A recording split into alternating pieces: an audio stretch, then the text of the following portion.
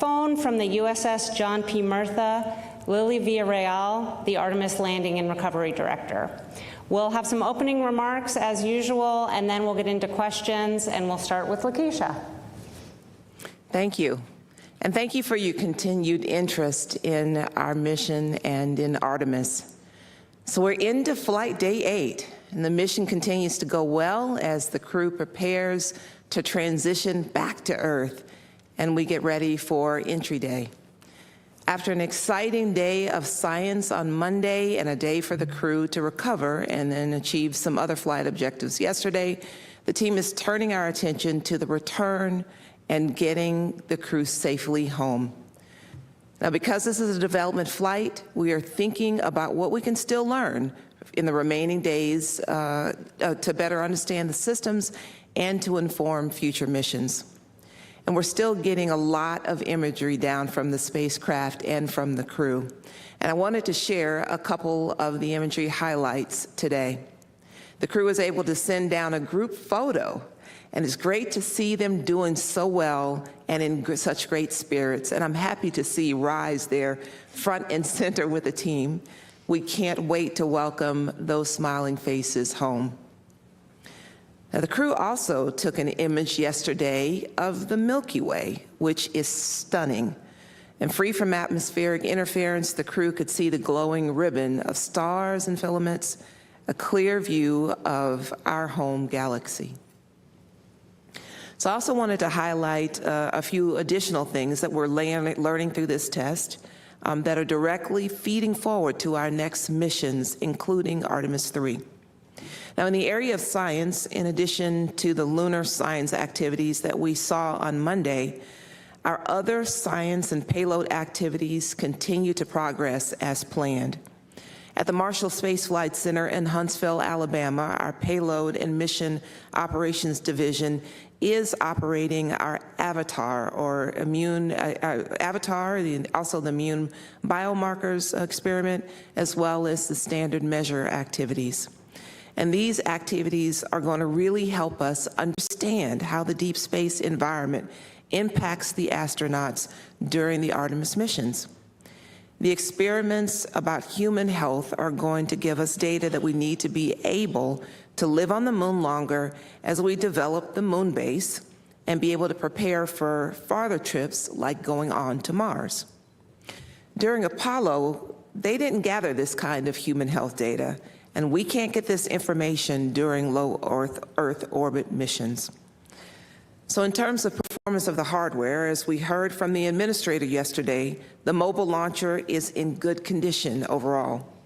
And while we need to fix a few things, having the mobile launcher in good condition really ensures that we'll be ready to start stacking the Artemis 3 vehicle according to the timeline that supports launching that mission next year.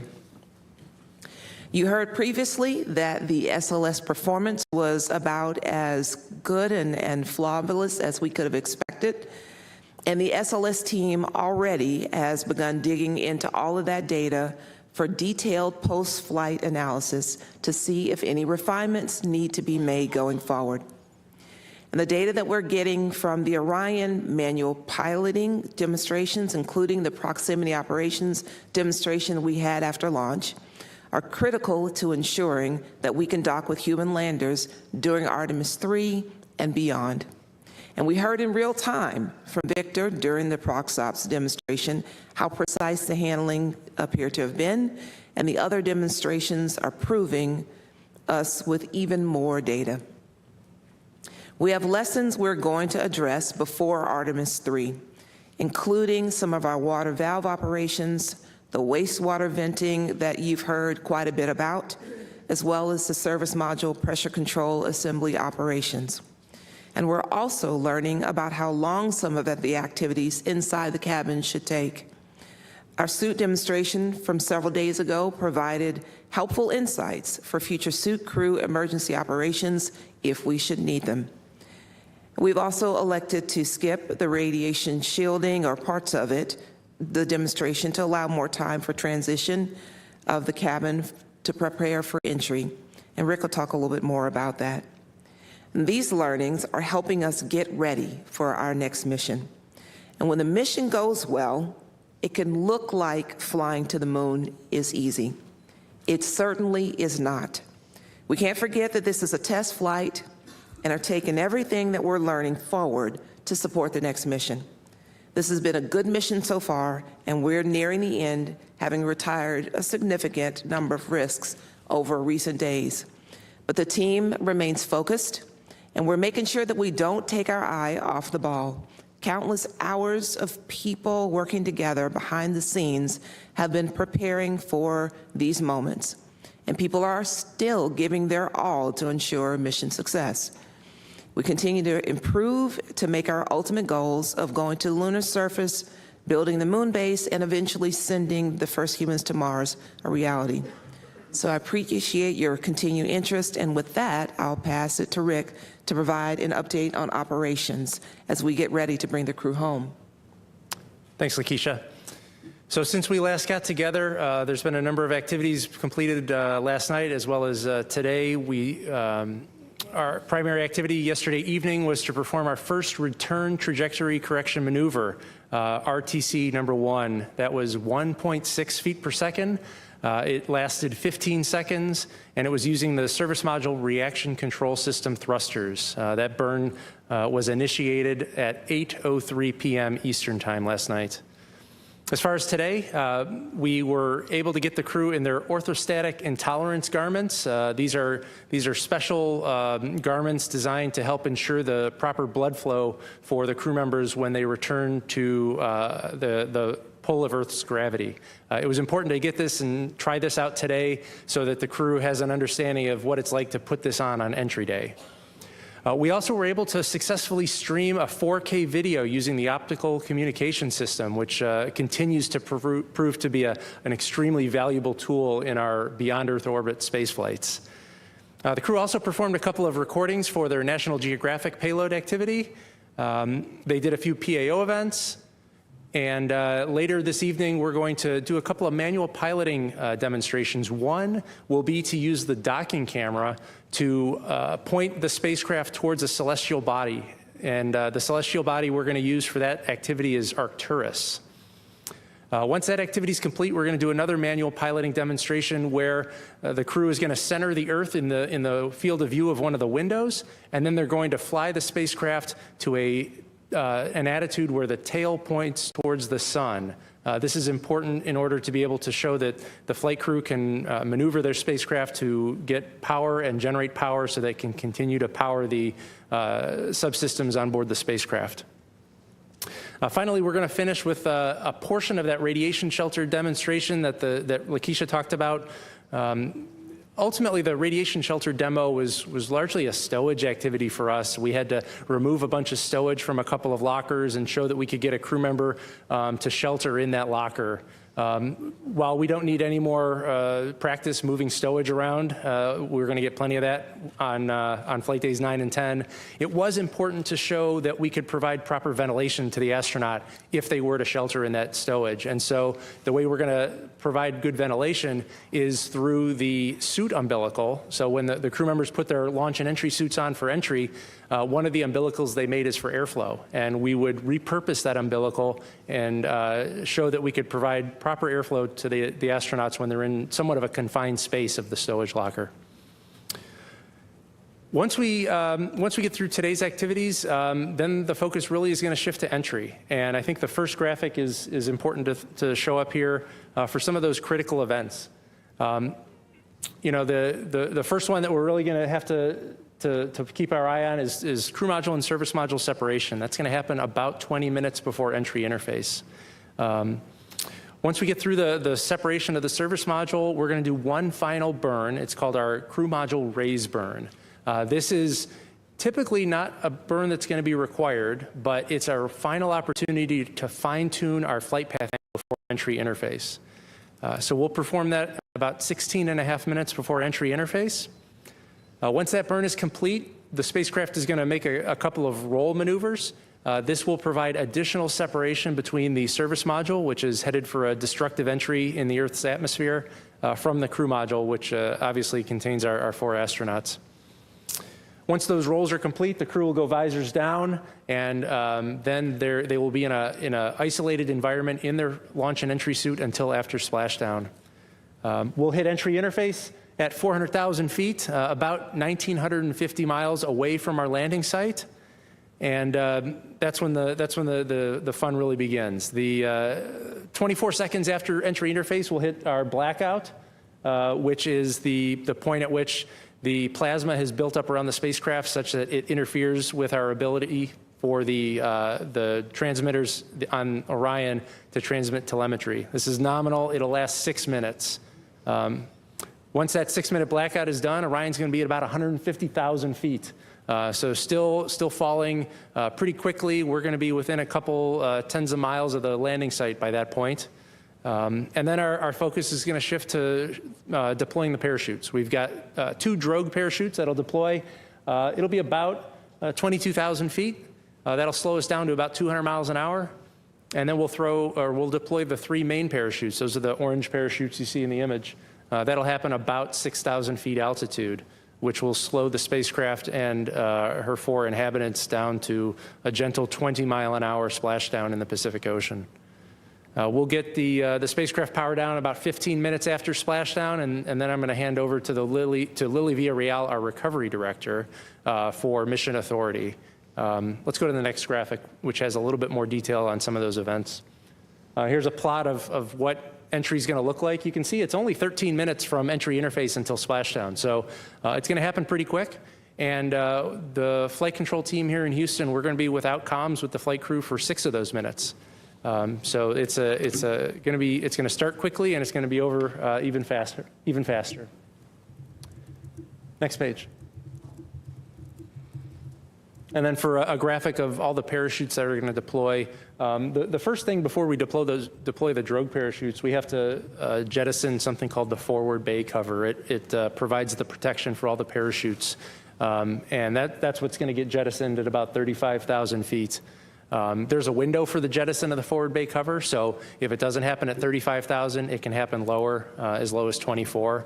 And nominally, we actually expect it to happen closer to 24,000 feet. Next page. And then if you're looking for a little bit of insight on our approach trajectory, we're going to have entry interface a little bit southeast of Hawaii. And after we fly 1,957 miles over the surface of the Pacific Ocean, we'll be landing in our targeted landing site off the coast of California. I think that's all I have for graphics, so I will turn over to Debbie. All right, thank you, Rick. So yeah, I'm happy to be back today, able to report that the Orion systems are all operating nominally, remain healthy, and we are just trekking our way home from the moon. So really excited to be just a few days away from that happening. Did want to talk a little bit about something you may not have seen yet. And if you pull up the full first graphic, it's a short video. Our engineering team supports the mission from a facility called the Mission Evaluation Room. It's the MIR. And so this is pictures of our team. There's 24 separate consoles. So this is different than the flight control room that you see a lot on NASA TV. These are our engineering expertise that supports Rick's flight control team. And so they've been on console since about 48 hours before launch, keeping a close eye on all of the systems, looking at all the data, modifying procedures as needed, and then just watching how the systems are performing. So providing all really deep technical insight to that operating team. So that's also located here in Building 30 in the Mission Control Center. And so that's our MIR team working hard around the clock supporting the spacecraft. Second graphic I have is a few days ago I showed you some imagery of the crew module images we got down from our first external survey that was right after the TLI burn. So we actually do another external survey on the way home. This is our inbound external inspection. So I think at the next slide. Yeah, so this is kind of 2 different views of the spacecraft. Again, did a comprehensive review of all the imagery that we were getting down off the surface of the crew module. No concerns, no issues seen that would make us have any pause for the re-entry phase. Everything is in excellent condition for that entry. So that's our pretty crew module. I think we have a couple of pictures of the service module as well. yeah, so we obviously don't bring the service module home. As we mentioned, that gets separated about 40 minutes before splashdown, but we did get some nice imagery. And the next one I thought was interesting. It's a picture of the solar arrays, but it's actually the backside of the solar array, which we don't normally see. So anyway, poured over all this imagery, and everything looks really good for the return. Operations-wise, there's a few other things going on in the cabin. One interesting test that we're doing today is when you pressurize the cabin, the panels and things that are connected there, kind of shift around a little bit. And so we're having a demonstration of, can you actually remove some fasteners in those panels and put them back in? Do the structures still line up enough that you can do that? This is to help us prove out if we needed to do any kind of maintenance or contingency access to like our ECLS system. So we'll be looking at that today to see if that demonstration works out well. We're also doing some demonstration what's called 20 by 20 degree dead banding. This is pointing the spacecraft a little bit different throughout the day to test thermal responsiveness of the systems externally to see if we can expand our operating envelope for future missions. So I guess some other things, we've collected a lot of data on this mission. We'll be getting a lot of that data back when it comes back, but did want to mention a couple things. We've consumed 2,964 pounds of fuel in the service module. We have 4,285 to go. So clearly we had put a lot of margin into this mission to make sure we could fly it properly. 9,855 commands have been uplinked, so been busy for the flight control team and the MER team doing all of that. And then we mentioned the optical comm and how effective that has been in getting data down. 122 gigabytes of data downloaded. That was a record. That was in a single day. That was today. And a total of over 312 gigabytes of data coming down on that optical comm system. So that's been really helpful for us getting down some of this beautiful imagery. Cabin is currently at a 76 Fahrenheit degree, so the crew's quite comfortable. Everything looks really well. And I think that's probably it from me. Spacecrafts continue to operate nominally, and we are hard at work monitoring it until it gets home. So with that, I will hand it over to Lily.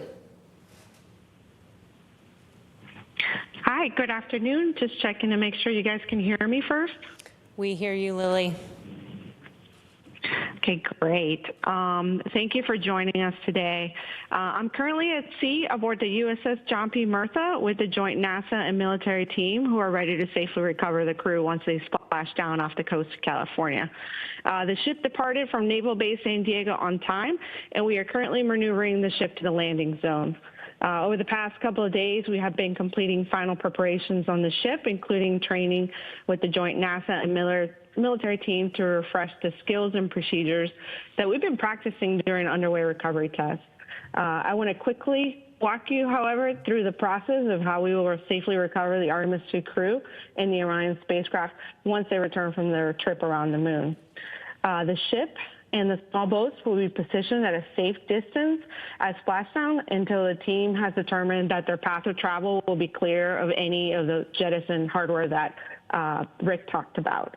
Splashdown, the crew in Houston will follow their post-landing procedures while our divers maintain a distance of about 120 yards to the capsule once we're cleared to go to the capsule. After handover from the flight director to the landing recovery director, the divers will approach Orion and they will conduct assessments of the air and water surrounding the capsule just to make sure that it's safe to approach and help the crew exit Orion. After ensuring the area is safe, they're going to go ahead and open the Orion hatch and help the astronauts from their seats to a large inflatable raft that we call the front porch. Once all 4 astronauts are on the front porch, we will tow the capsule away from the front porch, and the team will pick up from Navy helicopters, which are deployed from the recovery vessel. 2 helicopters are going to rotate, picking up all 4 crew members before they return to the recovery ship within a few minutes of each other. Once the crew has exited the helicopters, they will proceed to the ship's medical bay to undergo routine post-flight medical checkups. We expect to recover the crew and deliver them to the medical bay within 2 hours of splashdown. With the crew safely out of the capsule and in tandem to the recovery, teams will work on towing Orion into the well deck of the ship using procedures that were very similar to those that we used on Artemis I. Once we have Orion safely inside and all the small boats are back on the ship, we will start making our return to Naval Base San Diego.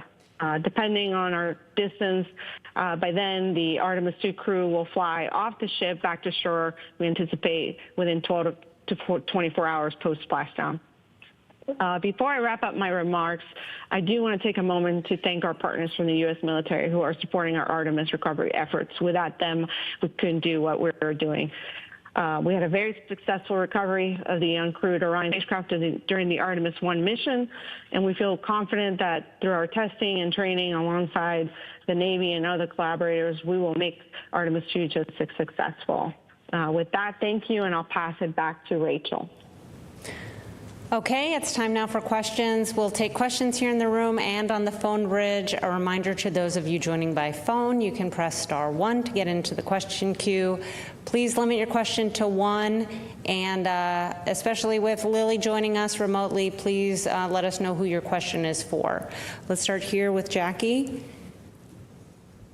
Hi, Jackie Waddles, CNN. Quick question for Rick. Can you walk us through, I understand that loft trajectory was specifically planned out, but are there any contingency trajectories that you're also prepared to do in case anything is off nominal? And then I'd also love to clarify exactly what G-forces the astronauts are expecting to experience, whether in an off nominal or nominal situation. Thanks so much.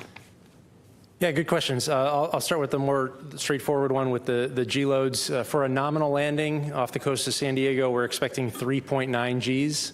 But we have a number of contingency trajectories which would land us further uprange or further away from our targeted landing site. We have, and when these contingencies are selected based on the severity of the problem. So we step deeper and deeper into the severity of the problem, which requires us to land shorter and shorter or further and further away from the landing sites. If we pursue one of those contingency trajectories, you could see G loads as high as 7 or 7.5 Gs.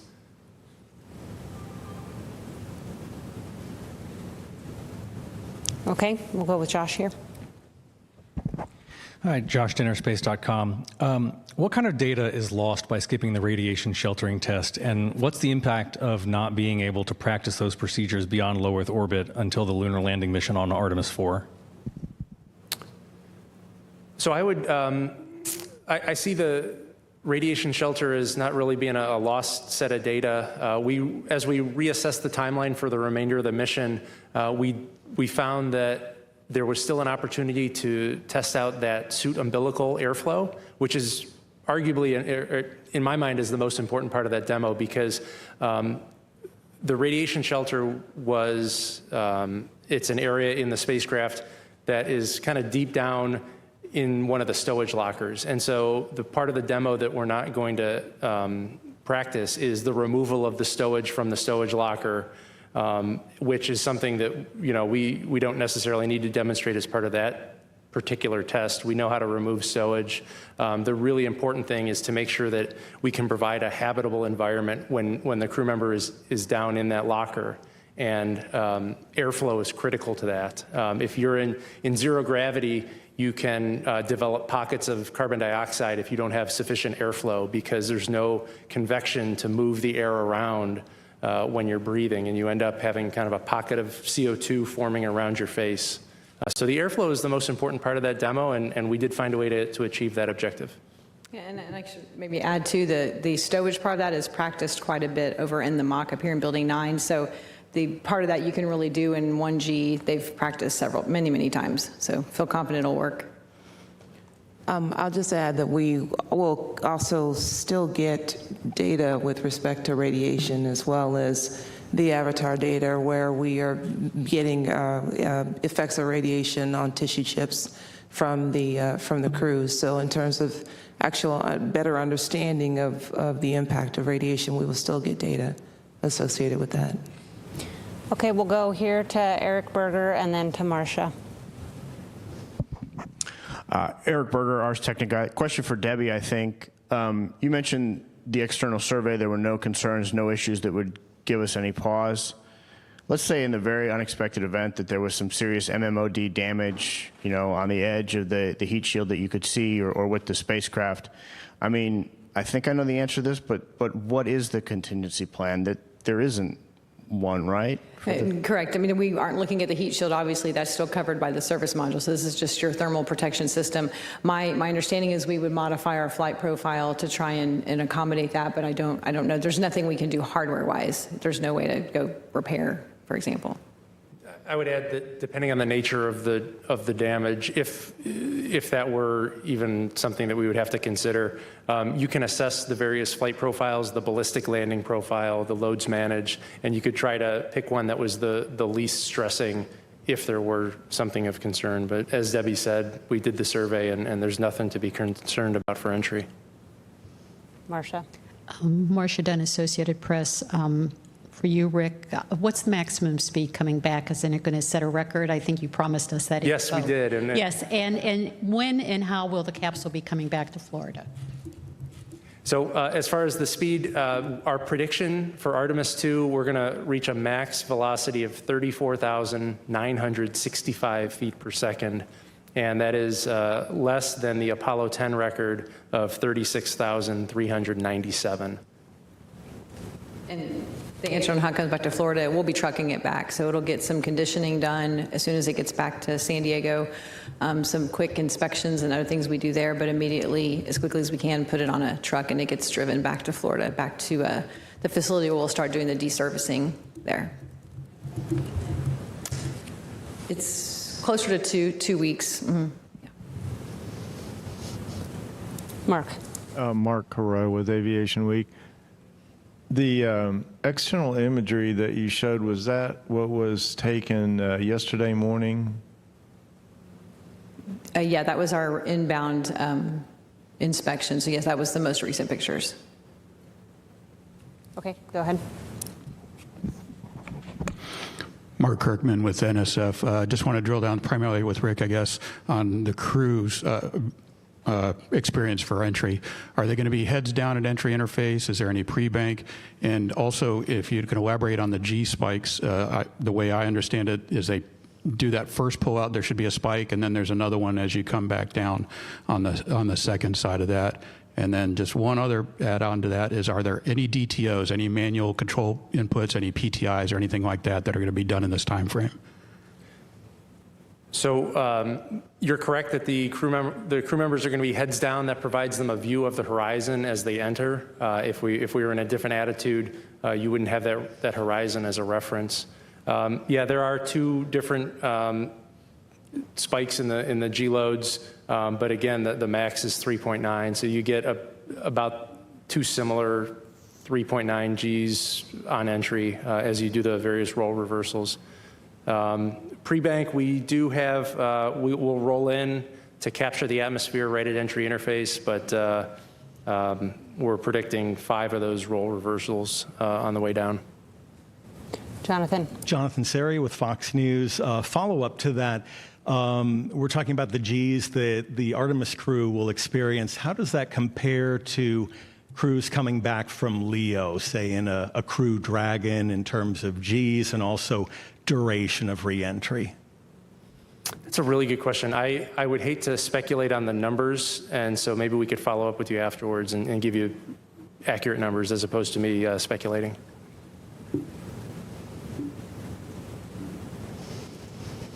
Okay, we'll take a couple questions from the phone. The first is from Lauren Grush with Bloomberg. Hi, thank you so much for taking my question. I'm wondering if you can just walk us through the weather constraints for the landing location, if those do exist. And just to clarify, I guess I'm wondering what are the variables that you can change with this splashdown if there is some kind of technical issue discovered ahead of the reentry, and what can't you change? Thanks so much. Sure. So for the weather constraints for splashdown, we're primarily looking at the wind conditions. We're looking at some of the wave conditions. We're looking at precipitation and thunderstorms. And as of now, our forecast for our landing site is winds out of the southwest, 10 knots, waves less than 4 feet with a wave period of 17 seconds. We're watching that cold front that I had mentioned over the past couple days. It's slowed down. It's also weakened in nature. And so the precipitation that we were watching is forecasted to be greater than 60 miles from the intended splashdown location. So we have some really favorable conditions. Should be a real nice day during the day in San Diego. That cold front will push through after splashdown, but it's looking like we'll have some favorable conditions for a nice landing on Friday. And there was another question, I think. Was there another? Maybe not. Okay. I think so. About Okay. what variables you can affect? Oh, that's right. Yeah. So as far as the variables that affect the landing down modes, we call them down modes. If you have a contingency, we're really looking at things that affect the guidance, navigation, and control, and the propulsion systems. So we want to ensure that the spacecraft can still fly safely home. So we have some ways to alter the landing, which shortens our entry profile. We land further uprange, but they are certified spacecraft guidance, navigation, and control modes that will ensure a safe landing in multiple failure condition contingencies. Okay, next we'll stick with the phone. We have Ken Chang with the New York Times. Hi, thank you. This is another question for Rick. What do you lose by not doing a skip reentry? Does that reduce the flexibility of where you can land? From an operational perspective, it's that reduced range within which we can assess the weather conditions. But I don't know if Debbie has anything from a heat shield performance perspective to add. Well, I think we did a lot of investigation after Artemis 1. We did do the full skip there, so we understand how the rest of the vehicle behaves, and done an extensive ground test program to understand how this heat shield behaves, and then so we can expand that to a larger skip, a real skip entry, starting with Artemis 3 again. So this is just one piece of our test flight program to get the full capability. I wouldn't say we're losing anything by going with the lofted entry on this flight. We knew that going into it, and we've built in the ground test program to get us the full skip entry for the future. We'll do one more question on the phone, then come back to the room. The next question is from Nell Greenfield-Boyce with NPR. Thank you. I'm asking a little bit more about the reentry inspection.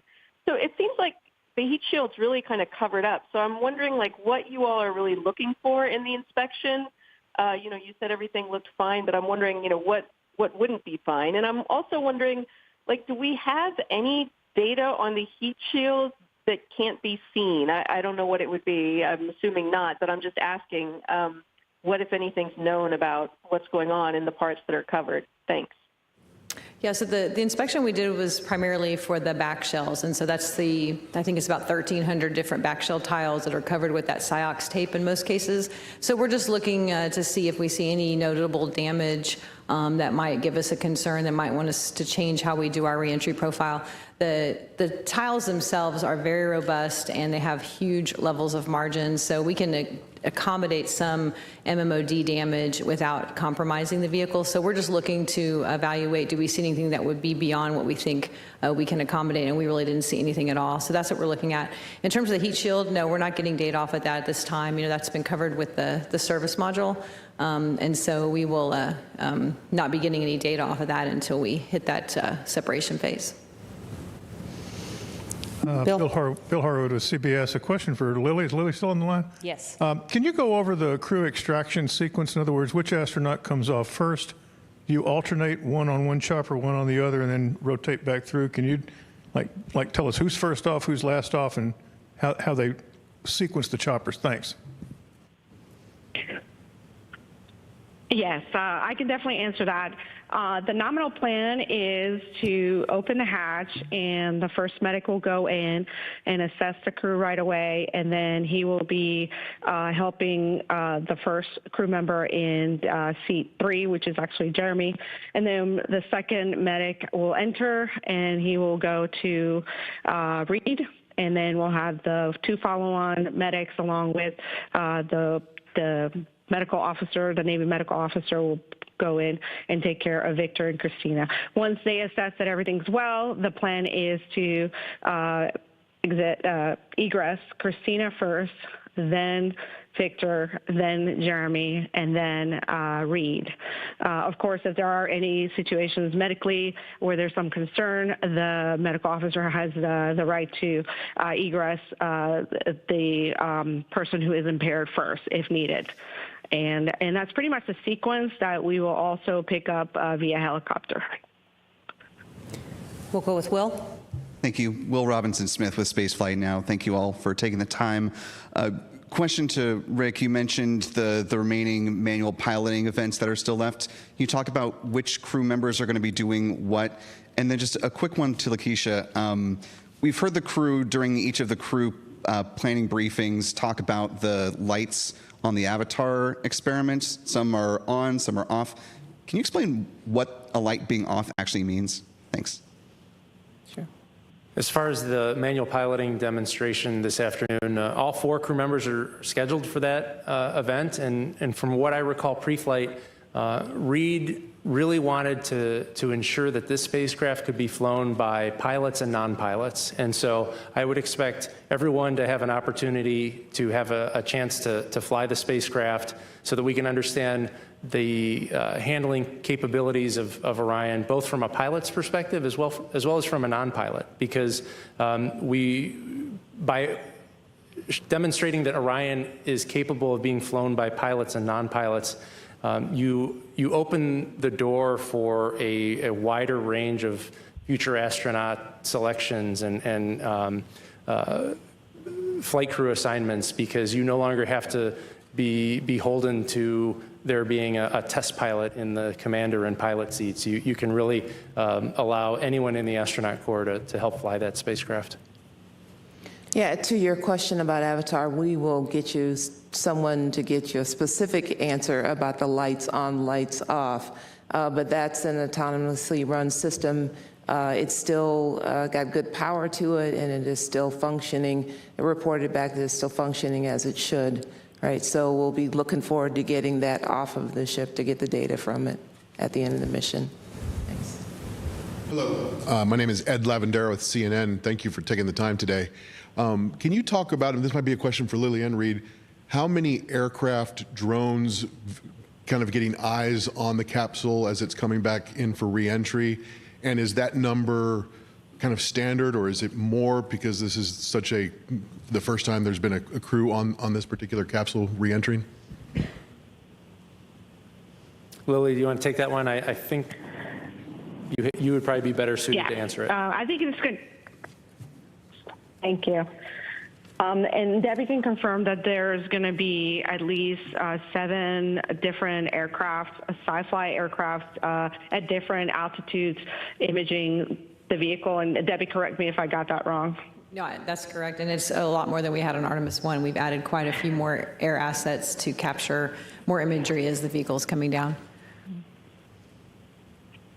Correct. So besides those sci-fi planes, we will be using 2 of the Navy military helicopters, MH-60s, with our own gimbals. They're going to be at different altitudes who will be much closer to the splashdown, taking imaging of the splashdown all the way until splashdown. If for some reason we have clouds, we also have additional gimbals on the bow of the ship to be able to capture that landing right when it happens right in front of the ship for us. Go ahead.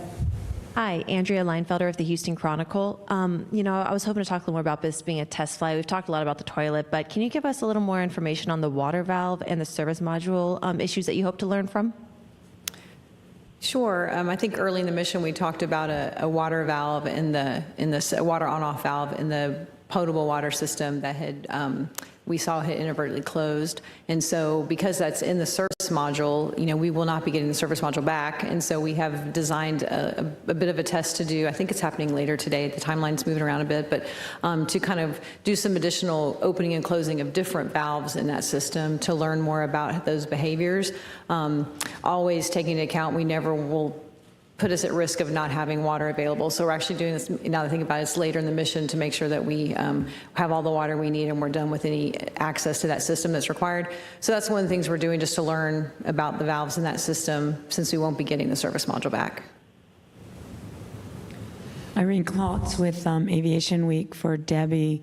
Can you discuss a little bit the applicability of the data that's going to be collected about the heat shield wear on Artemis 2 for the heat shields that are being changed for Artemis, actually 4 in particular, and also for 3 since it's not going to be coming back from a lunar orbit?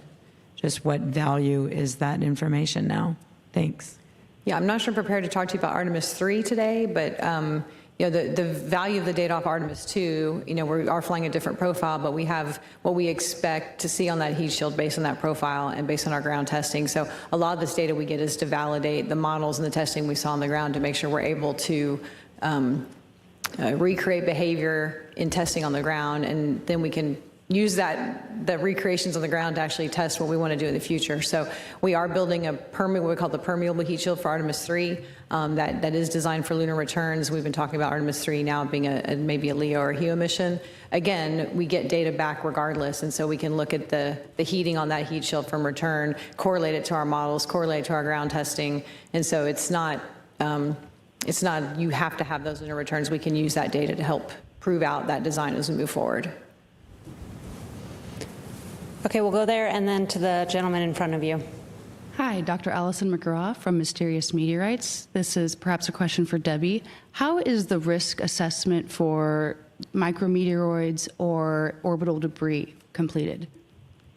You know, there's a very defined tool we use called PRA, probabilistic risk assessment, where we actually look at all of the things that create risk for the mission, and MMOD is one of those items. And so we have, you know, MMOD predictions for the environments that we're flying in, the orbits we're flying in, and those feed into that tool, and that's how we determine where that risk falls in that regime. We designed the spacecraft to try and be tolerant to MMOD strikes by putting like I said, a lot of margin into our TPS materials and flying in certain ways to keep the MMOD away from where we don't want it to be. So not a lot we can do with what's out there, but we try and characterize it and analyze to it so we understand what we're accepting. Okay, we can go to you, and then we'll take another question from the phone.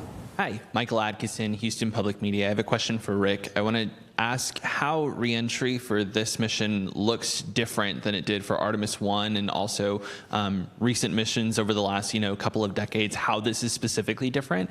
And then if I could also get a quick confirmation to tonight's press conference. I tried to figure out if this is the first press conference from deep space before, or at least, out of Earth orbit, and couldn't figure that out at 100%. So if anyone has that confirmation. On that one, we'll have to go back and look what they did during Apollo. So we'll get back to you. As far as the changes on entry between Artemis 1 and Artemis 2, the most significant difference is the range from entry interface to splashdown. We've talked a number of times about how we've shortened the entry range. We're down around 2,000 miles for this mission, and that's a function of the certification of the heat shield. And we did just actually get a quick follow-up that there were in-flight opportunities with the crew during Apollo. Okay, we'll go to the phone. We'll get a question from Micah Maidenberg with the Wall Street Journal. Hi, thanks, Rachel. Just a couple of things for Rick. Rick, how long does the period of max velocity that you mentioned last? And can you talk about sort of the expectations for crew during reentry? Are they expected to be silent, make verbal observations about what's going on? Thanks. Yeah, the period of max velocity shouldn't last long. We're continuing to speed up as we speak. We're getting closer and closer to Earth, and our velocity is increasing, and it'll peak out right around entry interface. As for what's going on in the cockpit, it'll be very similar to when you're on board a aircraft flying commercial. The pilots are nothing but professional because they're focused on the task at hand. And so I expect the cockpit to be silent as Reed and Victor monitor the spacecraft performance. If all goes nominal, they will not need to take any actions, but they have been trained working with my team of flight controllers to respond in the event that we are faced with an off-nominal scenario. Our next question is from Joseph Howlett with Scientific American. Hi. From the mission thus far, I'm curious if there's any lessons you've learned that have informed the plan for reentry. Are there any new risks or contingencies that you're thinking about based on what you've learned so far aboard? As far as what we've learned throughout the mission that has changed how we've done entry, we really have had a really well-functioning spacecraft. My team is going to take the console tomorrow, and we're going to have a briefing with the flight crew in preparation for entry, and really we don't have any major things. Debbie's got the water valve testing that they talked about, but again, we're going to jettison the service module. The crew module propulsion system is nominal. We're going to activate that tomorrow and see how it's functioning. And so we're planning a nominal entry with procedures just as we had developed them pre-flight. Joey. Thanks, Joey Roulette with Reuters. What's the temperature going to be inside the cabin at peak heating or peak velocity?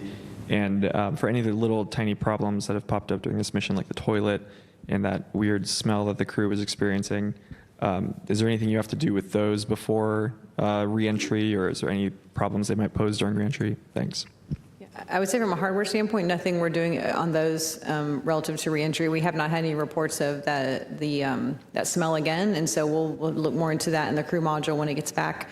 Things like the wastewater venting, we have some new work planned on the dock at the Naval Base San Diego to try and get some early data off of that system. So we're modifying some things on the ground as soon as it gets here to get some data back very quickly, but nothing that we're changing in the mission profile relative to those items.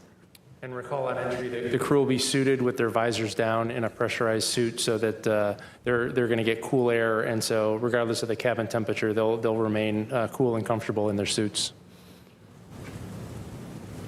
Jackie Goller for the Times of London.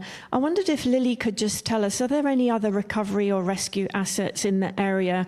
The expectation that the capsule is just going to plop right in front of the vessel. I was just wondering if there's other stuff in the area in case it doesn't. And also, could anybody just talk us through how you, what's going to happen with the astronauts after they come back here? Has there been conversation about what their wishes are in terms of public appearance and so on? Thank you. Okay, this is Lily. I'll answer the first one. Yes, we still are working with the military to ensure that if there is an off-nominal event, that we have rescue forces ready to go to the site of the off-nominal landing. And so we have C-17s with PJs that are stationed at Joint Base Charleston, ready to deploy if needed. And then we have a C-17 with PJs and also all of the hardware that's needed to rescue the crew at Joint Base Pearl Harbor, ready to go at entry. So we're pretty much covered if there is an off-nominal event and they do not land where the ship is. Now, if they land, a short distance from the ship, obviously we will start heading towards the splashdown site. And I'll let somebody else take the second question. Yes, we do hope to have an opportunity to hear directly from the crew once they return to Earth several days after their return. Okay, let's come down to the front row here.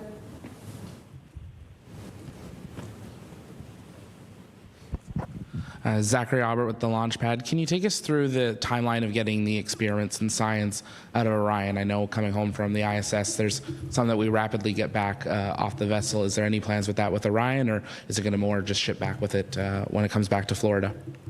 It's a combination. There's early desto bags that come out right away. They get shipped back on aircraft.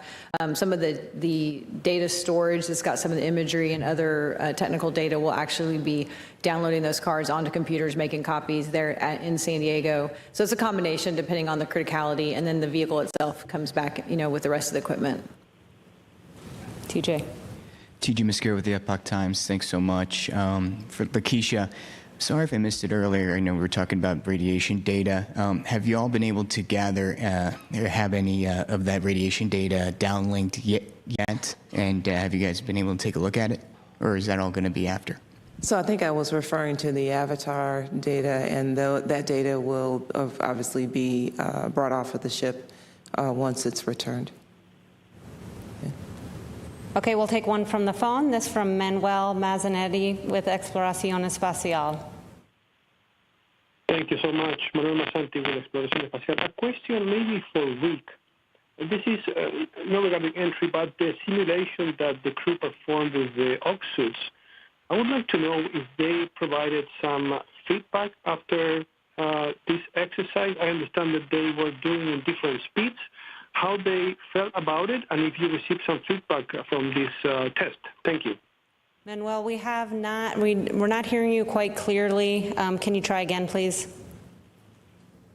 Yes, I apologize. Manuel Mazzanetti with Exploración Espacial. I was asking Rick if he can provide, if the astronauts gave some feedback regarding the test with the oxysuits on board the capsule a few days ago. They were doing at different speeds, and I wonder if the crew provided some feedback of improving the process or if they felt okay with it. So I'm not particularly aware of any specific feedback that we've gotten yet from the oxysuits from putting them on before, from putting them on earlier in the mission. But the experience gained from having a chance to put them on during the mission and not just before entry is invaluable to the crew. They will have, no one's put an oxysuit on in zero gravity before, and so the lessons that they learned from doing it in a arguably less stressful time in the middle of the mission, it's going to pay dividends for when they have to put it on entry day, when there is a little bit of a time constraint, because we need to ensure that they're suited and seated before entry. Miles. Hi, Miles Doran, CBS News. One question for Rick and one for Debbie. Rick, how long before entry interface and roughly at what altitude, if you know it, are you switching back over to TDRS and getting GPS back? How quickly is that sequence of events happening? And Debbie, after Artemis 1, the main parachutes and the forward bay cover weren't able to be recovered for inspection. Is there anything you wish you knew about how they performed that you don't know based on other data that you were able to get? Thanks. So as far as the handover from the Deep Space Network to TDRS, that's going to occur approximately 38 minutes prior to entry interface. Once the handover is complete, you'll hear a comm check from Capcom to confirm we have a good link. And I just think this is a good time to acknowledge that the Deep Space Network has been performing exceptionally through the mission. It was a watch item as we were preparing for the mission over the past couple of months. But the team that has been managing those systems and ensuring good communications has really performed tremendously, and their efforts pre-flight have paid dividends. Yeah, I'd say on the parachute question, the Artemis 1 was one data point, and so we really don't, it's a demonstration of how the parachutes perform, but our certification is really based on extensive ground tests where we are, chunking parachute assets out the back of a plane in Yuma and looking at all different kind of corners of the box when you have one chute out or two chutes out or one drogue and you miss a main. And so you're doing these tests on the ground to really prove out that system. So I'd say, not getting the asset back, that, you can always learn by visually inspecting it when it comes back, but that's not what we base our certification on. We are putting the parachutes for Artemis 2 on the, we would like to recover them and see if we get those back. But part of the reason of adding all the additional air assets that we spoke of earlier was to get some really good imagery of those chutes if we don't get them back. Okay, we'll take one or two more, and then we'll go ahead and wrap up. Go ahead. Hi, Nick Notario with ABC 13. Question, Rick, for you. Give us the difficulty about what you're going to do relative to the launch, the lunar flyby. For people at home, how hard is this splashdown that you all are trying to accomplish? And what are the nerves like here at JSC to make sure that those astronauts return safely to Earth? I don't know if it's necessarily harder. I think it's just a different environment. It's very dynamic, so similarly to the launch environment, there's not a lot of time to react. When we're performing the launch of any rocket, no matter who's in charge of the launch. There's not a lot of time to respond, and we've talked a little bit, and we showed the video of the engineering team and how the operations teams and engineering teams have been working well together. Unfortunately, when we're in a really time-critical, dynamic environment, we don't have as much of an opportunity to exchange information and talk through nuances of failures. And so what's different for entry is more that there's more of a reliance on the operations teams as the experts to provide a recommendation and safely ensure that the astronauts return home. You know, I'll just mention that Debbie mentioned a little earlier about the probabilistic risk assessment. We don't talk a lot comparatively about the risk of one part of the mission relative to another, but obviously, you know, launching the rocket in Ascent is a significant part of the risk that we've retired and is behind us. But obviously, we're down to the wire now. We're down to the end of the mission, and obviously getting the crew back home and getting them landed safely is a significant part of the risk that's still in front of us. So. Okay, we'll take one final question here, and then we'll go ahead and conclude. You just wait for the mic.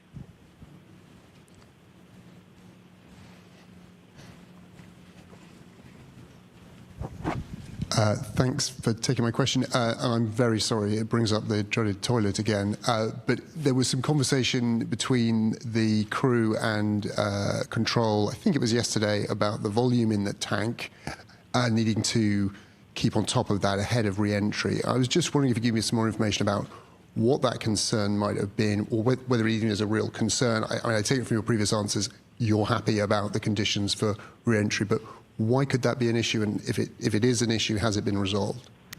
Yeah, I think the issue that, if it's specific to reentry, is with that tank, it's not, we've been talking for the last few days, it's not venting as effectively as we had hoped or had planned. And so that tank may have more volume in it on reentry day than our initial models had analyzed. And so we were just looking at, with a tank of that volume, are we okay? And we're perfectly fine. So just double checking loads and things like that. And CG of the spacecraft, you know, things are moved around and packed differently. So all that's part of that assessment we do right before reentry. Okay, we'll go ahead and wrap up. I want to thank our participants for joining us today. We do have one time change coming up with the crew news conference scheduled for later this evening. That will occur approximately an hour later. Plan to start at 9:45 Central Time, 10:45 p.m. Eastern Time. You can stay tuned for all the latest updates, including imagery, at nasa.gov, and thank you for joining us. You watched unmatched hours of Artemis coverage across the C-SPAN networks, from liftoff to the historic lunar flyby, as the crew traveled farther from Earth than anyone in history.